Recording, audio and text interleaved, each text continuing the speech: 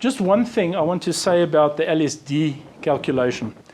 It's actually called the F-protected least significant difference. And the reason it's protected is because the LSD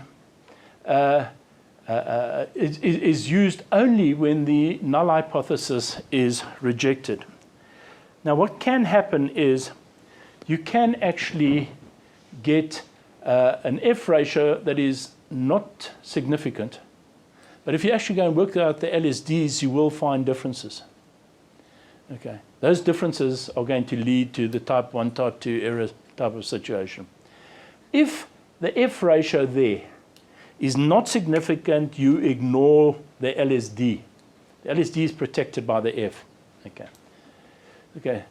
Sometimes when one fails to reject the null hypothesis and the LSD is calculated, the LSD will wrongly suggest that there are significant differences. Okay.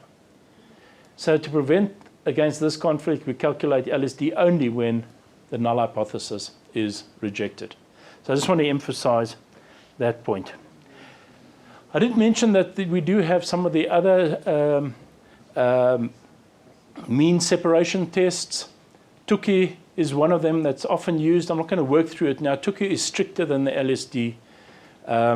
And so depending on what you are doing and the if you were working with pharmaceuticals and people's lives depend on it, you do use a stricter test than you would, let's say, for plant disease evaluation.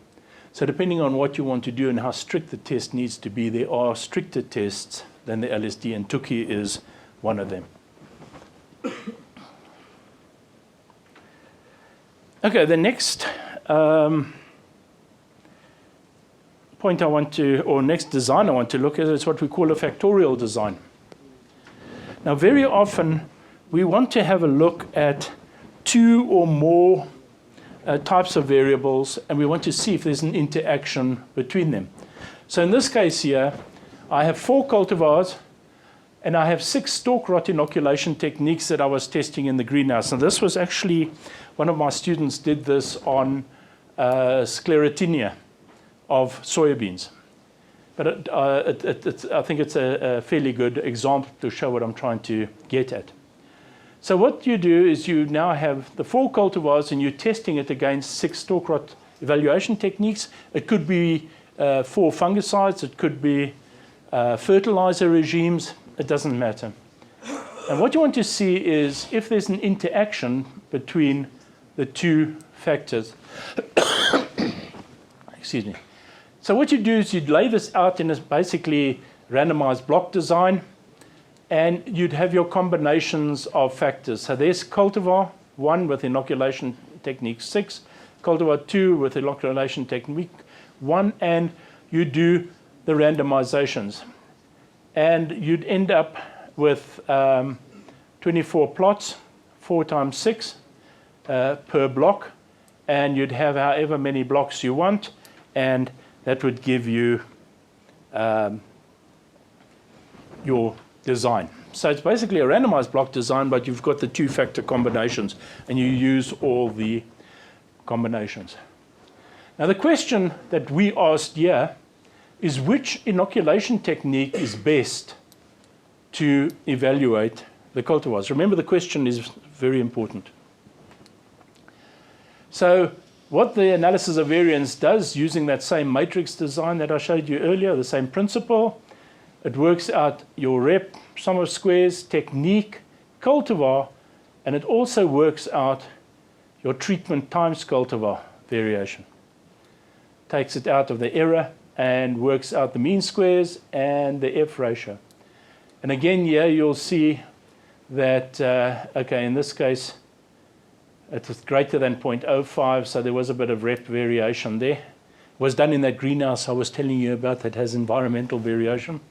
Okay, but the most important here is that the techniques gave you a highly significant F ratio, and the cultivars gave you a highly significant F ratio. But the most important is this one here. You had a treatment cultivar interaction. And the general rule is, although it's nice to know what your main effects are, That is actually the important component of this analysis. And that is that my cultivars are reacting differently to the different treatments, or in this case, the different inoculation techniques. I can then go and work out the LSDs associated if I want to compare the cultivars. I'm not going to go through this there. It is in the notes that you're going to get. I can work out the LSD for techniques and the LSD for interaction, and I can draw up a matrix table. So there are my inoculation techniques. There's my technique mean. So in other words, the spray mycelium gave me a higher infection, and the petiola inoculation gave me the lowest. No, that one did. Cotyledon inoculation gave me the lowest. And I can take my 3 varieties that I had here, and okay, that one was the most susceptible overall. But remember, I did say there was an interaction. And if you look at this cultivar, that technique works best on it. That cultivar reacts to that technique, that cultivar reacts to that technique. Okay? So you've got an interaction. And now you need to be careful with your conclusion. Cultivars differ significantly, techniques differ significantly. However, cultivars react differently to the different inoculation techniques. What is the implication of that? A single inoculation technique may give a biased indication of resistance or susceptibility. If I use one inoculation technique, let's say the first one, if I go back here, I'm going to say that this cultivar is the most susceptible. If I use the cut stem inoculation technique, I'm going to say, well, that cultivar is fairly resistant, or it's not too bad, but that one is highly susceptible.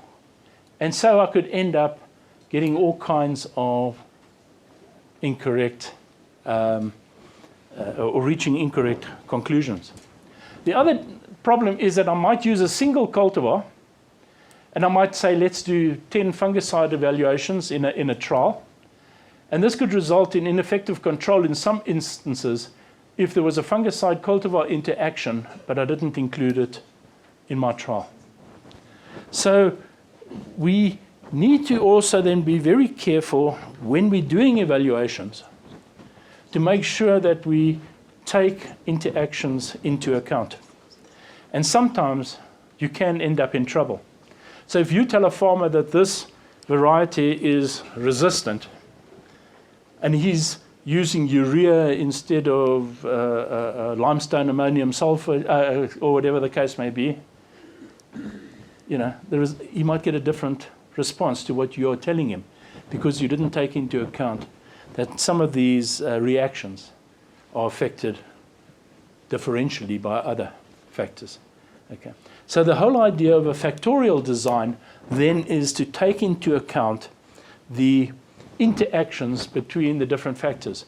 And generally, you can go to 3 factors. Anything more than that starts becoming a little bit complicated and big, and you want to then use a different design for that. So 3-factor interaction, 2-factor interaction. Anything more than that, it gets a little bit big and clumsy. And also in terms of layout, space, and so forth, it can cause problems.